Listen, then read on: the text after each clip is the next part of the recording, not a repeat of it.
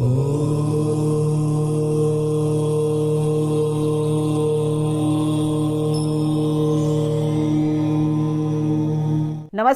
Astro insights with Richa में आप सभी का स्वागत है। मैं हूं डॉक्टर ऋचा शुक्ला। मित्रों, अभी पिछले दिनों एक वीडियो डाला था कि कब अस्त ग्रह अच्छा परिणाम नहीं देते। मैंने सोचा कि आप लोगों की इस भ्रांति को पूरी तरह से अस्त ग्रहों के विषय में दूर कर दूं। तो आज का वीडियो जो है वो आप सबको बहुत अच्छे से समझ में आएगा, आपके लिए इंटरेस्टिंग भी होगा और आप अभी ही हाल फिलहाल ही अपने जीवन में ही अस्त ग्रह के विषय में लगाकर देखें, समझें। आपको समझ आ जाएगा अस्त के ग्रह कैसे काम करते हैं, कैसे होगा ये सब। आज बात होगी शनि ग्रह के विषय में।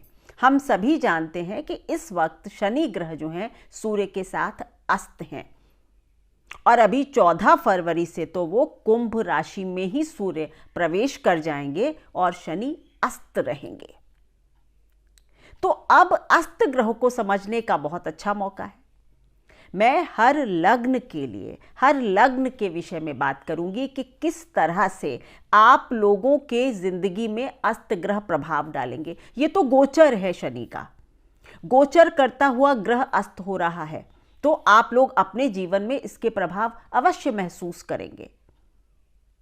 तो हर लग्न के लिए आज मैं बताऊंगी कि शनि के अस्त होने का क्या मतलब है, किस तरह से वो आपके जीवन में असर डालेंगे।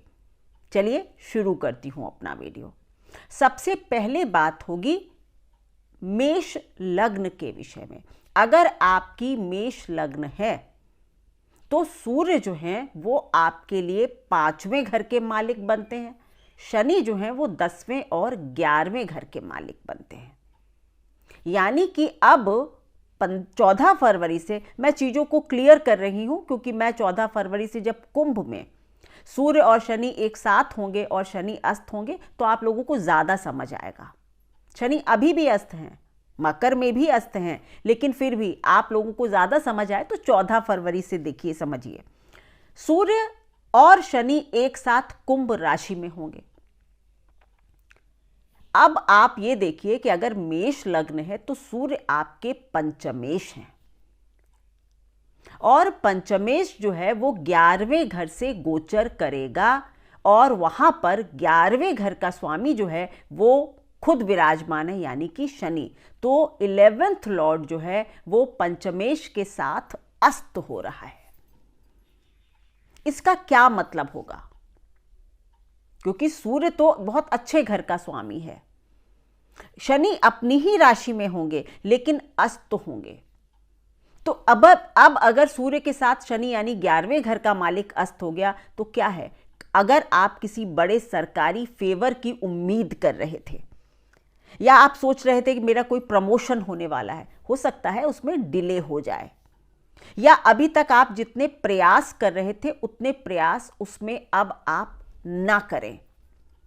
क्योंकि इस कुंडली के लिए सूर्य तो मेष लग्न के लिए पंचमेश है, लेकिन शनि जो है वो दशमेश और एकादशेश है, 10th और 11th लॉर्ड है। तो ये क्या करेगा आप, और जब 10th और 11th लॉर्ड अस्त होगा तो आपको सरकारी फेवर मिलने में देर हो सकती है। अगर आप कोई प्रमोशन एक्सपेक्ट कर रहे थे उसमें देरी हो सकती है।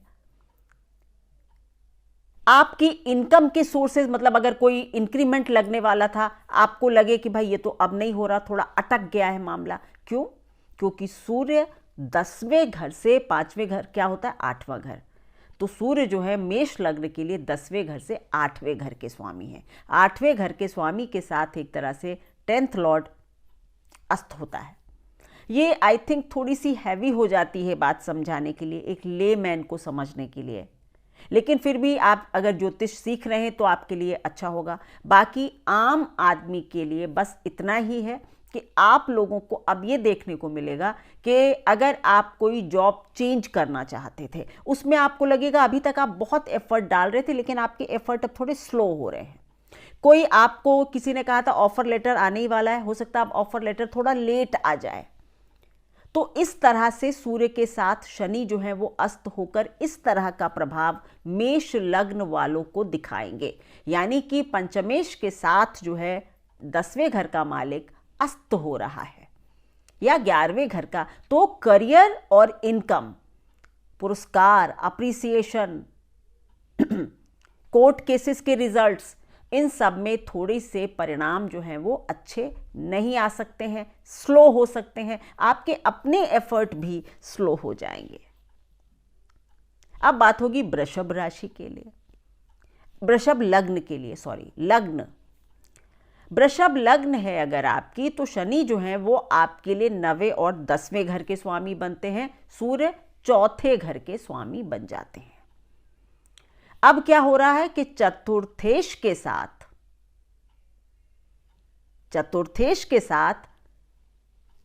10वें घर का मालिक, 9वें घर का मालिक जो ग्रह है वो अस्त हो रहा है।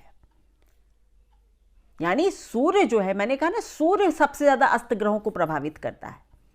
अब सूर्य चतुर्थेश है और 10वां घर का मालिक बेचारा अस्त हो गया है। कहां? 10वें ही घर में।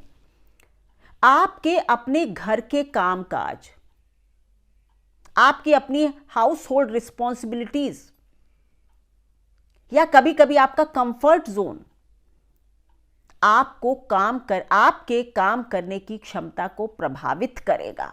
वृषभ लग्न के लिए जब तक शनि अस्त रहेंगे तब तक आप लोग अपने कंफर्ट जोन या घर के मतलब कामकाज, फैमिली के लिए जो रिस्पॉन्सिबिलिटीज हैं उनको आप इतना करेंगे या इतना पूरा करेंगे कि आपका वर्क साइडलाइन होगा थोड़ा सा, और आप फ्रस्ट्रेट होंगे, क्योंकि वैसे आप काफी फोकस्ड हैं, लेकिन अब कुछ घर की रिस्पॉन्सिबिलिटीज आ रही हैं तो आप फ्रस्ट्रेट होंगे।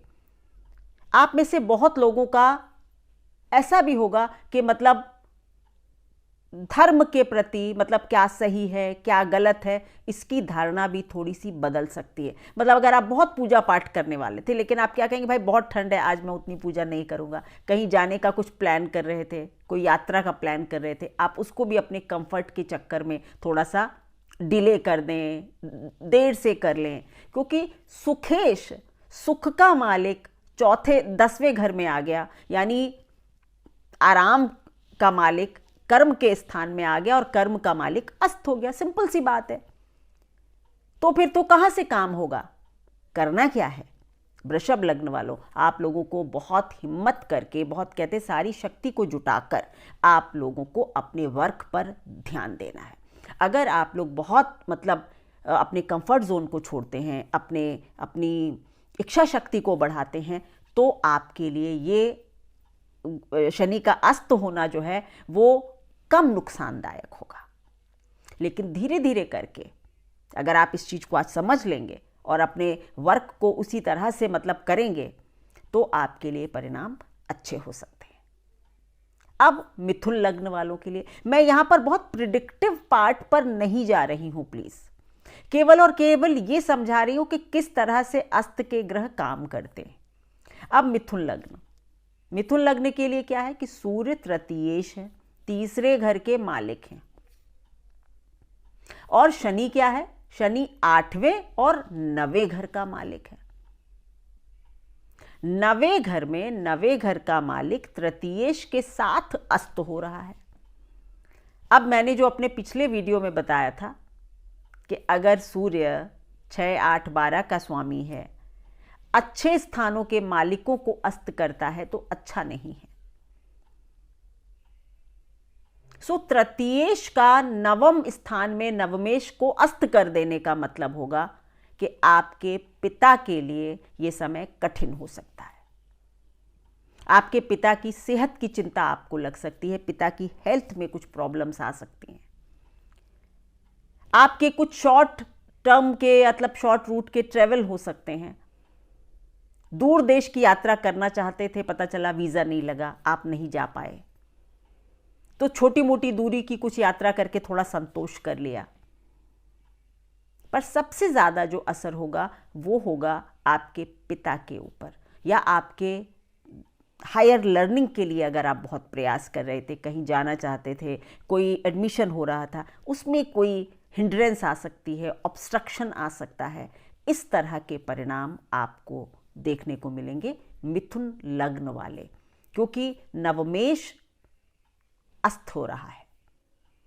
कई लोगों की मतलब धर्म के प्रति या तो फिर आप धर्मांध हो जाएंगे, या फिर आपकी जो भी इंटरप्रिटेशन है धर्म को लेकर कि क्या सही है क्या गलत है, इस पर भी लगेगा कि जैसे एक ना पर्दा पड़ गया है, अब मुझे मेरा विज़न उतना क्लियर नहीं है। ये भी समझ सकते हैं कि आपका विज़न क्लियर ना हो, हायर स्टडीज़ में कुछ प्रॉब्लम आ जाए, पिता की हेल्थ में प्रॉब्लम आ जाए, इस तरह की चीज़ें अस्त का शनि मिथुन लग्न वालों को दिखा सकता है। कर्क लग्न या कैंसर लग्न, इसके लिए जो सूर्य है वो द्वितीयेश बनता है, दूसरे घर का मालिक है, और शनि क्या बनते हैं? 7वें और 8वें घर के मालिक। अब दूसरे घर के मालिक के साथ 8वें घर का मालिक अस्त हो रहा है, 8वें घर में ही परिवार के किसी बड़े बुजुर्ग के ऊपर कोई कष्ट आ सकता है, कोई परेशानी आ सकती है, घर में थोड़ा सा टूटना बिखरना मतभेद हो सकता है, आप अपनी कोई फैमिली में इनहेरिटेंस का कोई इशू उठ सकता है, ससुराल पक्ष में भी किसी की कुछ हानि हो, धन की हानि हो, इस तरह की कुछ चीज़ें हो सकती हैं। आप में से बहुत लोगों का इंटरेस्ट जो है वो ऑकल्ट की तरफ जाएगा और चला जाएगा, क्योंकि सूर्य 8वें घर में अस्त कर किसको कर रहा है? अष्टमेश को अस्त कर रहा है। तो मतलब और क्या आत्मा है क्या परमात्मा है, थोड़ी सी विरक्ति दे सकता है। परिवार में कोई घटना हो जाए जिससे आपको लगे सॉरी कि कुछ विरक्ति हो रही है, तो इस तरह के असर जो हैं वो कर्क लग्न वालों को देखने को मिलेंगे। अब बात होगी सिंह लग्न। सिंह लग्न वालों के लिए क्या होगा? सूर्य क्या है? लग्न का मालिक है। शनि क्या है? छठे और 7वें घर का मालिक है। लग्न का स्वामी जो है वो 7वें घर के स्वामी को 7वें घर में अस्त कर रहा है, ऐसे समझिए आप। लग्न का स्वामी 7वें घर के स्वामी को 7वें घर में ही अस्त कर रहा है। आपका वर्चस्व मतलब मैरिड लाइफ, अगर आप मैरिड हैं तो आपका वर्चस्व आपके कंपेनियन पर हावी होगा, यानी आप अपने स्पाउस को बहुत ज़्यादा डोमिनेट करने की कोशिश कर सकते हैं, या आपकी कुछ प्रसिद्धि, आपका कुछ काम इतना अच्छा हो सकता है कि स्पाउस थोड़ा सा शेडोड फील करे कि मतलब मैं तो अब एक छाया में आ गया हूँ, मैं तो थोड़ा सा मतलब डिफ़िकल्ट तो नहीं, थोड़ा कमज़ोर महसूस कर सकता है। रिश्तों में बहुत ध्यान दीजिए, पर्सनल रिलेशंस में, क्योंकि ये सूर्य शनि को कमज़ोर कर रहा है, लग्नेश है।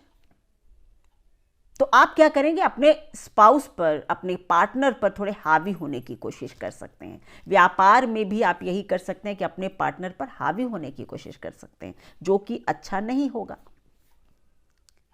तो व्यापार में, कोई कोलैबोरेशन में, कोई दूर देश की यात्रा अगर करना चाहते हैं तो बहुत विचार करके अपने प्लान बनाएं, अपने स्पाउस को मतलब रूल करने की कोशिश ना करें, रिश्तों में सम्मान दें।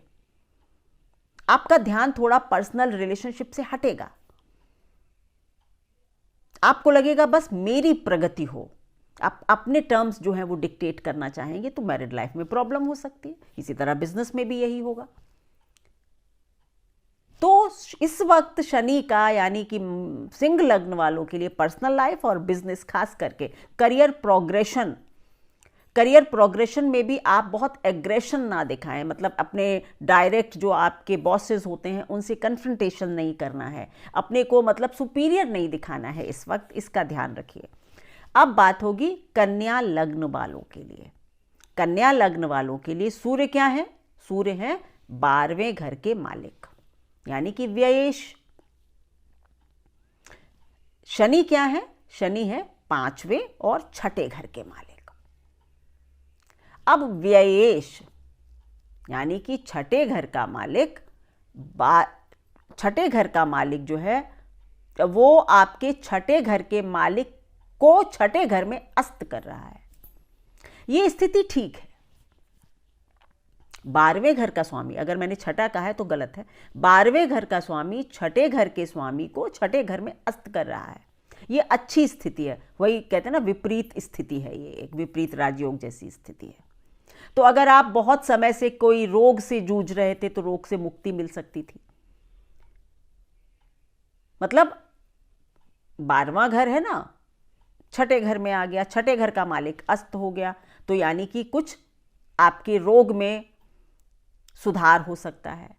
अगर आप मेडिकल प्रोफेशन से जुड़े हैं, वकालत करते हैं या किसी समाज सेवा के कार्यों में जुटे हैं, आपके लिए बहुत अच्छा समय हो सकता है। आप डॉक्टर हैं, आपके लिए अच्छा समय हो सकता है। आप किसी असाध्य रोगी को ठीक कर सकते हैं। तो यहां पर ऐसे देख लेंगे कि खराब घर का स्वामी खराब घर के स्वामी को अस्त कर रहा है, कोई चिंता की बात नहीं है, यानी माइनस माइनस प्लस हो गया एक तरह से। करना क्या है, बस इतना कि अपने डेली रूटीन को नहीं छोड़ना है, क्योंकि छठा घर जो होता है वो हमारे डेली रूटीन का भी होता है, और सूर्य वहां पर छठे घर के मालिक को अस्त कर रहा है। यानी कि अगर हम अपना डेली रूटीन छोड़ेंगे, मतलब आप डेली एक्सरसाइज करते हैं, अब आपको आलस आ रहा है, क्या करना है रोज बाहर जाके, क्यों करनी है एक्सरसाइज, गलत होगा, सेहत पर बात आ सकती है। डेली रूटीन अपना ध्यान से रखें, अपनी honesty is the best policy, इसको ना छोड़ें, मतलब इसको तो कभी नहीं छोड़ना है। और किसी भी तरह से किसी का भी कोई कहते हैं असम्मान या बिना सोचे समझे इन्वेस्टमेंट इस वक्त कन्या लग्न वालों को नहीं करना चाहिए। बाकी वैसे ये अस्त होना भी ठीक है। अब बात होगी तुला लग्न की। तुला लग्न के लिए सूर्य जो है वो क्या बनते हैं, 11वें घर के स्वामी, है ना। और शनि क्या बन जाते हैं, शनि तो योग कारक होते हैं, तो शनि क्या बन जाते हैं, चौथे और 5वें घर के स्वामी।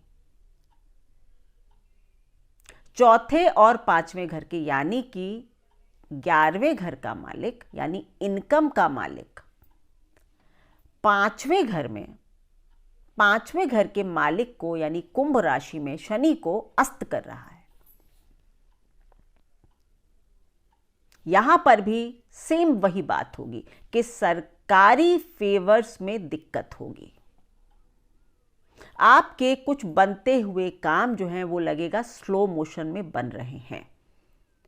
बच्चों की प्रगति या बच्चों के अचीवमेंट्स को लेकर आपको थोड़ी सी चिंता हो सकती है, क्योंकि लाभ का मालिक संतान के घर में संतान के मालिक को अस्त कर रहा है, यानी कि संतान से रिलेटेड लाभ को अस्त कर रहा है। और वैसे भी 5वें घर से 11वां घर जो है वो उसका 7वां घर है, तो 11वें घर का मालिक जब 5वें घर में आता है तो वैसे ही कहते हैं कि थोड़ा पुण्यों को खत्म करता है।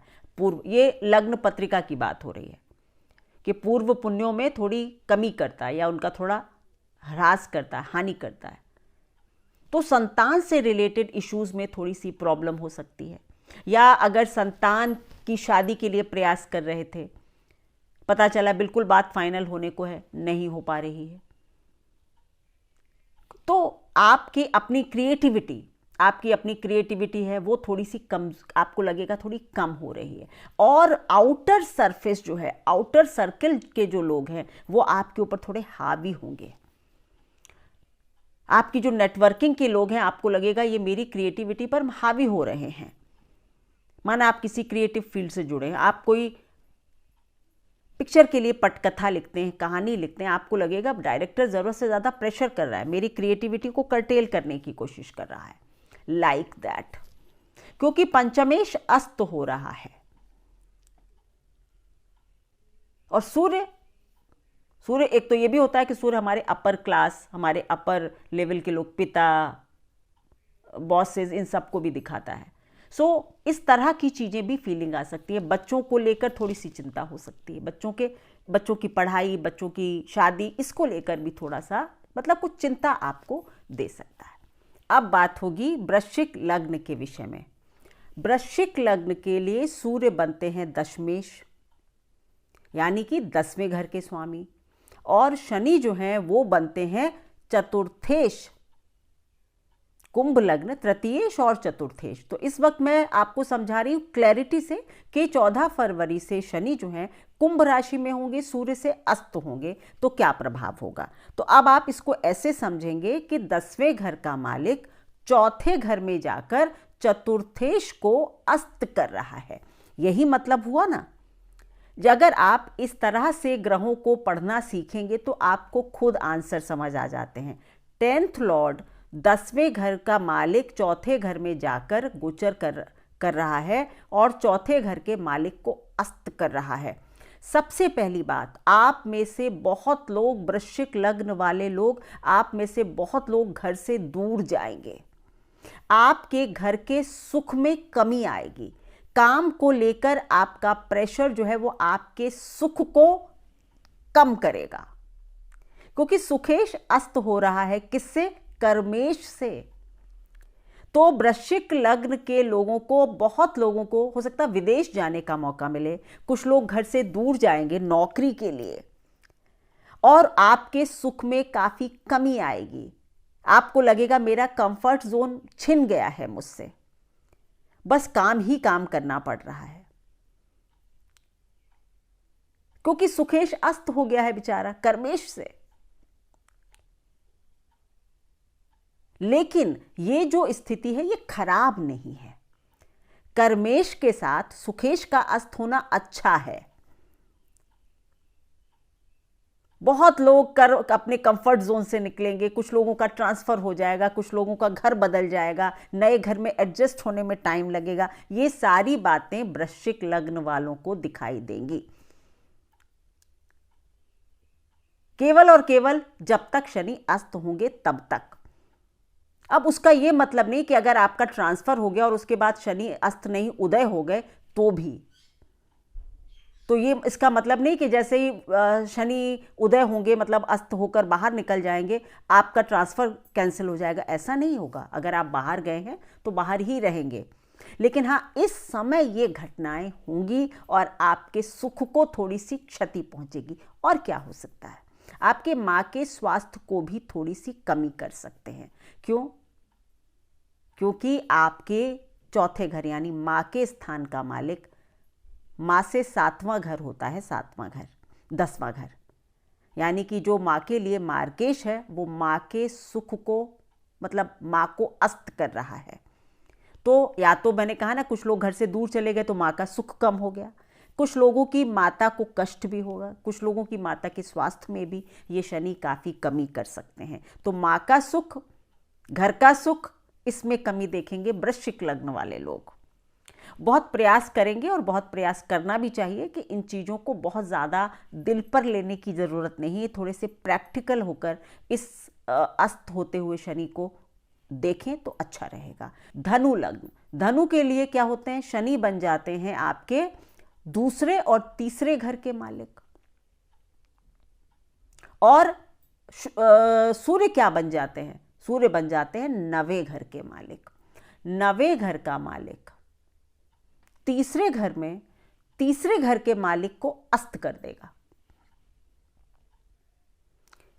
जैसे कि मैंने वृश्चिक लग्न के लिए कहा कि मां को थोड़ा सा कष्ट हो सकता है, उसी तरह धनु लग्न वालों के लिए पिता के सुख में थोड़ी सी कमी आ सकती है, क्योंकि पिता के स्थान का मालिक उससे 7वें घर में जा रहा है।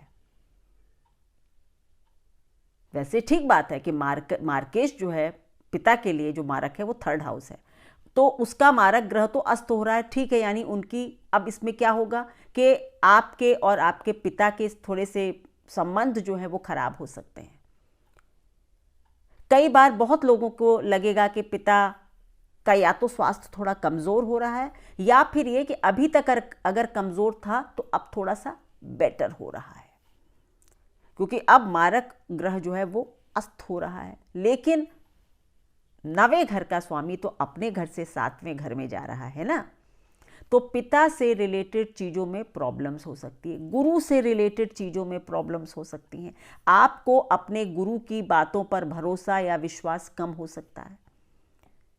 तो इस वक्त आपको अपने पिता, अपने गुरु, अपनी उच्च शिक्षा लंबी दूरी की यात्राएं, इन सब पर ध्यान रखना है। इन चीज़ों में कुछ ना कुछ थोड़ी बहुत कमी आप लोगों को देखने को मिलेगी। माना कि आप उच्च शिक्षा के लिए बाहर दूर देश में कहीं जाना चाहते थे, ट्रैवल करना चाहते थे, पता चला कि कुछ ऐसा हो गया कि आपकी यात्रा रद्द हो गई, पोस्टपोन हो गई। इस तरह की चीज़ें भी बहुत सारे धनु लग्न वाले लोगों को देखने को मिलेंगी। आप लोगों में से बहुत लोग धन कमाने के जो प्रयत्न कर रहे थे, उसमें भी आपका थोड़ा सा पराक्रम जो है वो कम होगा। पराक्रम में इस वक्त थोड़ी सी कमी आएगी। आपके अपने छोटे भाई बहनों के साथ अपने संबंधों का भी ख्याल करेंगे। अब बात होगी मकर लग्न के लोग। मकर लग्न के लिए शनि लग्न के और दूसरे घर के स्वामी हैं। और सूर्य क्या है? सूर्य अष्टमेश है, एर्थ लॉर्ड।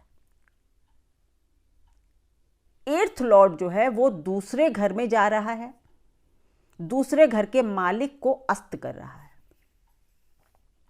लग्न के भी स्वामी को अस्त कर रहा है। अब एर्थ हाउस क्या है? इनहेरिटेंस है, ऑकल्ट है, आपकी मृत्यु का भी स्थान है, आयु का भी स्थान है। परिवार में, परिवार के किसी बड़े बुजुर्ग को कुछ परेशानी हो सकती है। घर में इनहेरिटेंस वगैरह को लेकर कुछ अनबन भी हो सकती है। कोई रुका हुआ धंधा उसके आने की संभावना बन रही थी, हो सकता है उसमें विलंब हो जाए, पोस्टपोन हो जाएं चीजें, क्योंकि अष्टमेश दूसरे घर में जाकर दूसरे घर के मालिक को अस्त कर रहा है। वो आपकी लग्न के भी स्वामी है मकर के लिए।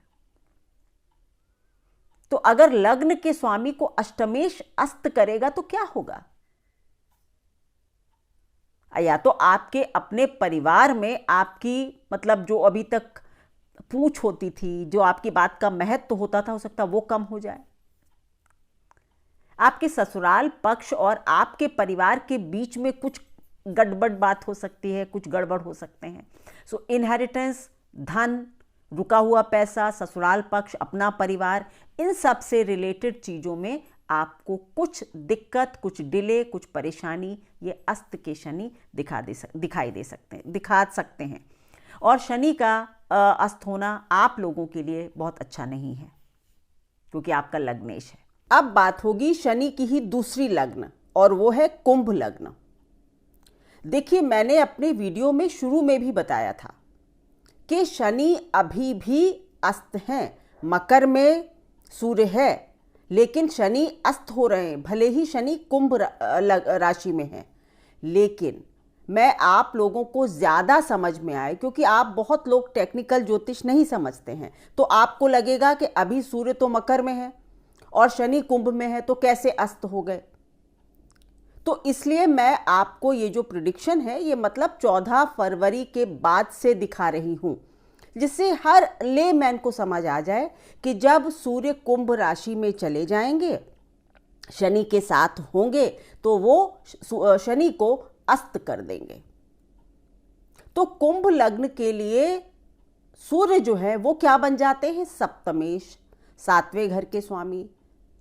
और वो क्या करेगा? वो जाकर लग्न में लग्नेश को अस्त कर रहा है ना। समझने की ही तो बात है बस, क्योंकि आप लोगों में से बहुत सारे लोग ये कमेंट करेंगे कि शनि तो अभी भी अस्त हैं, फिर आप 14 फरवरी से क्यों कह रही हैं? सिर्फ और सिर्फ आप लोगों को समझाने के लिए, क्योंकि टेक्निकल चीज़ें लेमैन नहीं समझ पाते हैं। तो ये सीधी सी बात आपको समझ आ जाएगी कि जब सूर्य शनि के साथ होंगे तो वो अस्त होंगे, शनि अस्त हो जाएंगे सूर्य के साथ। अब क्या है कि लग्नेश को सप्तमेश अस्त कर रहा है। देखिए, मकर के लिए स्थिति दूसरी थी, हैं दोनों शनि की लग्न, लेकिन वहां पर सूर्य क्या कर रहा था? षष्ठेश था, 12वें घर में अस्त कर रहा था शनि को, लेकिन यहां पर लग्नेश को सप्तमेश अस्त कर रहा है। तो पहली चीज आपको ये करनी होगी कि आपको अपने स्वास्थ्य का ध्यान रखना होगा। स्वास्थ्य के कुछ इश्यूज जो है वो आपको दिखाई पड़ सकते हैं। दूसरा ये कि आपका स्पाउस, आपका काउंटर पार्ट, आपके बिजनेस एसोसिएट्स, ये लोग क्या कर सकते हैं, ये आपकी पर्सनालिटी को थोड़ा ओवर शाइन कर सकते हैं या आपके ऊपर एक शेडो कास्ट कर सकते हैं। आपको लग सकता है कि मैं इन लोगों से ओवर पावर हो रहा हूं, क्योंकि सप्तमेश लग्नेश को अस्त कर रहा है। वैसे शनि जो हैं, ये मैं आप सबके लिए बता दूं कि शनि सूर्य से अस्त अवश्य होते हैं, लेकिन प्रभावहीन नहीं होते, फिर भी अस्त तो हो ही रहे हैं। तो आपको अपने पर्सनल रिलेशंस में ईगो को नहीं रखना है। मतलब अगर आपका जो स्पाउस है वो थोड़ा आपको ओवर पावर कर रहा है, या आपका पर्सनल लाइफ में कोई आपका पार्टनर है, या फिर आपका कोई बिजनेस एसोसिएट है, अगर ऐसा लग रहा है आपको कि ऐसा कुछ हो रहा है, तो भी मैं कहूँगी कि आपको मतलब अपनी जो सेल्फ एस्टीम है उसको नहीं खोना है। अपनी सेल्फ एस्टीम बनाकर रखिए, अपनी बात रखिए। आपको लग सकता है कि मैं बहुत ज़्यादा बोल नहीं पा रहा हूँ, मैं असर्टिव नहीं हो पा रहा हूँ, लेकिन आपको ये करना होगा। सूर्य सप्तमेश हैं तो इतना अवश्य करेंगे कि आपके करियर प्रोग्रेशन के पाथ को ब्लॉक नहीं करेंगे। हाँ, आपके अंदर थोड़ी लेजीनेस आएगी, प्रोक्रेस्टिनेशन आ सकता है, क्योंकि सूर्य दशम से दशम के स्वामी भी हैं। सप्तम स्थान दशम से दशम होता है।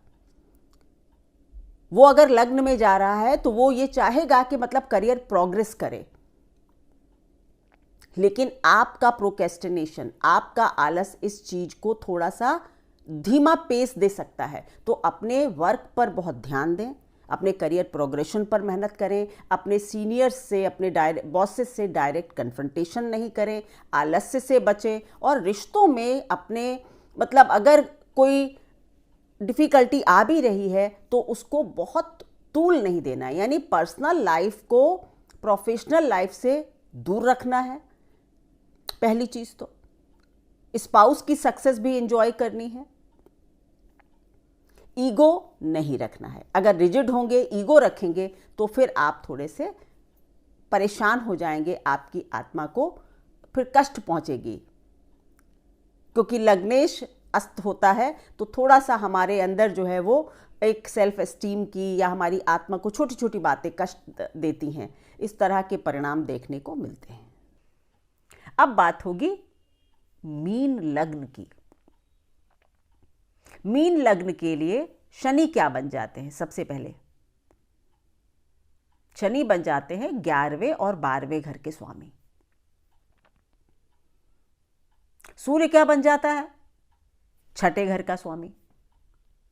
छठे घर का स्वामी 12वें घर में जाकर 12वें घर के स्वामी को अस्त कर रहा है।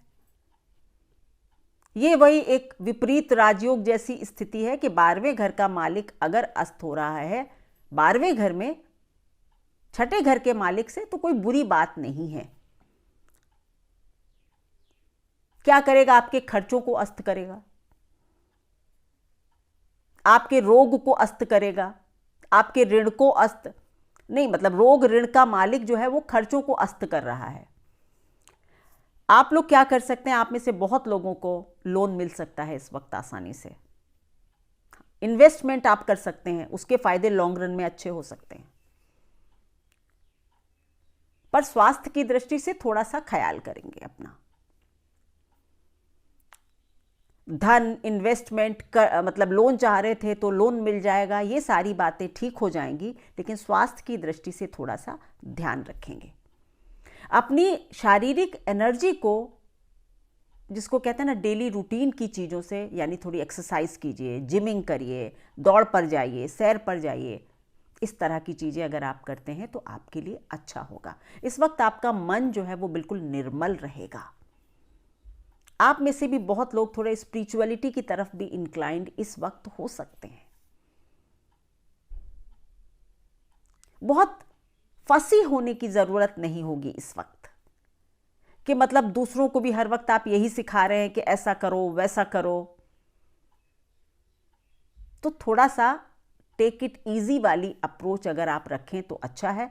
बस अपने रोग का ध्यान रखें, यानी अपने शरीर का ध्यान रखें। हाँ, आप में से बहुत लोग बाहर जा सकते हैं, मतलब बाहर से कुछ इनकम का सोर्स अगर जनरेट करना चाह रहे थे या बाहर कुछ इन्वेस्ट करना चाह रहे थे बाहर के शेयर्स में या कहीं भी, तो वो सोच समझ कर करें। यानी विदेशी इन्वेस्टमेंट को इस वक्त सोच समझ कर करना चाहिए। विदेश से जुड़े हुए हैं, विदेशी संस्था में काम करते हैं, तो फिर थोड़ा सा वहाँ पर ध्यान रखें। आपके कलीग्स, आपके पीयर्स आपको थोड़ा सा कुछ परेशानी में डाल सकते हैं। तो इस तरह की चीज़ों को आपको मीन लग्न वालों को ध्यान में रखना है। तो ये छोटे छोटे हिंट्स, ये छोटे छोटे इंटरप्रिटेशंस हैं शनि ग्रह के अस्त होने के। तो अस्त के ग्रहों को भी आप समझ जाएंगे, और अब इस वक्त शनि का जो गोचर होगा सूर्य के साथ, उसका क्या प्रभाव होगा ये भी आप समझ जाएंगे इस वीडियो से। इन सब के लिए उपाय क्या होगा, एक जनरल उपाय आप सभी के लिए बता देती हूँ कि इस वक्त आप सभी को सूर्य को जल देना चाहिए, थोड़ा सा गुड़ और काले तिल डालकर। ऐसा करना इस गोचर को भी आसान कर देगा, अस्त होते हुए शनि के भी प्रभाव को थोड़ा बैलेंस आउट कर देगा। तो थोड़ा गुड़ और थोड़े काले तिल डालकर सूर्य देव को जल देंगे। सूर्य और शनि दोनों के मंत्रों का जाप किया जा सकता है, ठीक है। जल देते समय सूर्य को आप ओम सूर्याय नमः कह सकते हैं, और या फिर गायत्री मंत्र के साथ सूर्य को जल दे सकते हैं। आपके लिए समय जो है वो काफ़ी अनुकूल हो जाएगा। धन्यवाद। अगर आप मेरे वीडियोस को पसंद करते हैं तो फिर इसको लाइक कर लें, दोस्तों के साथ शेयर करें, सब्सक्राइब करें। और एक और बात, ज्योतिष के कोर्स जो है वो शुरू हो चुके हैं। अगर आप भी करना चाहते हैं तो स्क्रीन पर दिए हुए नंबर पर कॉन्टैक्ट करें, जानकारी लें, और अगर मन है तो ज्वाइन करें। धन्यवाद।